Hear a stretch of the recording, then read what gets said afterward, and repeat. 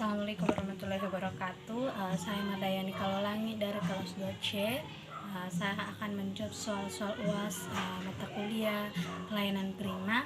Soal yang pertama, jelaskan perbedaan karakteristik barang bersifat publik. Jadi perbedaan karakteristik barang yang bersifat publik yang pertama itu tidak dimediasi oleh transaksi bersaing seperti barang dagangan barang pada umumnya. Jadi barang yang bersifat publik ini tidak ada transaksi bersaing, tidak ada persaingan dalam penjualan barang yang bersifat publik ini. Kemudian yang kedua itu tidak dapat digunakan, tidak ada pengecualian untuk siapapun. Jadi siapapun boleh menikmati barang publik ini, tidak ada tanpa adanya pengecualian tertentu. Kemudian yang ketiga itu individu yang menikmati barang yang bersifat publik ini itu tidak dapat membagikannya dengan orang lain, hanya untuk individu itu sendiri. Kemudian soal yang kedua itu apa yang dimaksud dengan citizen charter. Jadi citizen charter itu adalah suatu pendekatan dalam penyelenggaraan pelayanan publik yang dimana pelanggan layanan tersebut dapat menjadi pusat perhatiannya. Jadi dalam citizen charter ini lebih fokus pada pelanggan layanannya. Kemudian soal yang ketiga itu perbedaan pelanggan internal dan pelanggan eksternal. Yang pertama, pelanggan internal adalah orang atau sekumpulan orang yang berkaitan langsung dengan proses penciptaan atau pembuatan suatu jasa maupun pembuatan barang.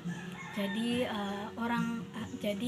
pelanggan yang internal ini itu berkaitan langsung dengan penciptaan jasa atau pembuatan barang tersebut, mulai dari perencanaan, pembuatan atau penciptaan, pemasaran, penjualan, serta pengadministrasiannya. Kemudian pelanggan eksternal. Pelanggan eksternal ini berkaitan dengan pelanggan non komersil, yang dimana pelanggan ini dapat menerima layanan tersebut baik secara cuma-cuma maupun dengan membayar suatu layanan dengan yang sepadan yang layanan yang ia terima. Kemudian soal yang keempat,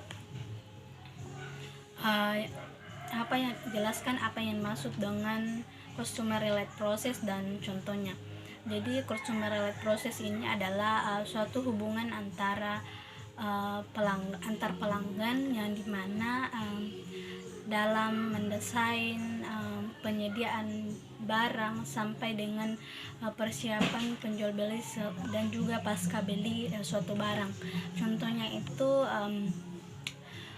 proyek pembuatan rumah, di mana terjadi hubungan pelanggan antara pemilik rumah atau yang akan memiliki rumah tersebut dengan proyektor atau tukang dari rumah tersebut, di mana mulai dari pembuatan bahan, pembelian bahan, desain rumah tersebut sampai dengan detail-detail yang ada di dalam rumah tersebut itu mereka saling berhubungan.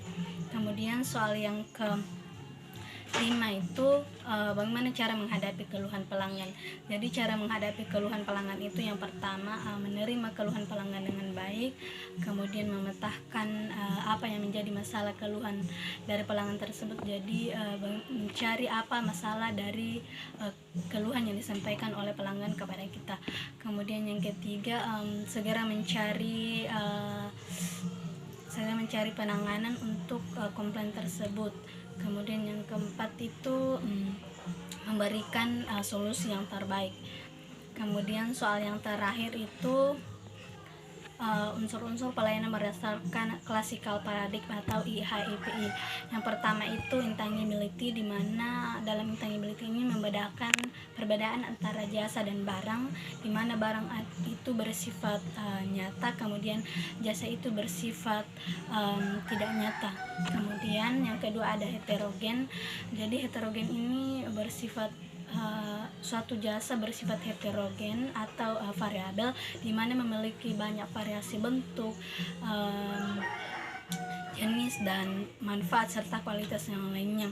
Kemudian dalam heterogen ini memiliki perbedaan antara jasa yang uh, ada jasa yang berbeda dengan jasa yang lainnya, di mana itu tergantung waktu, tempat, dan penggunaan jasa tersebut.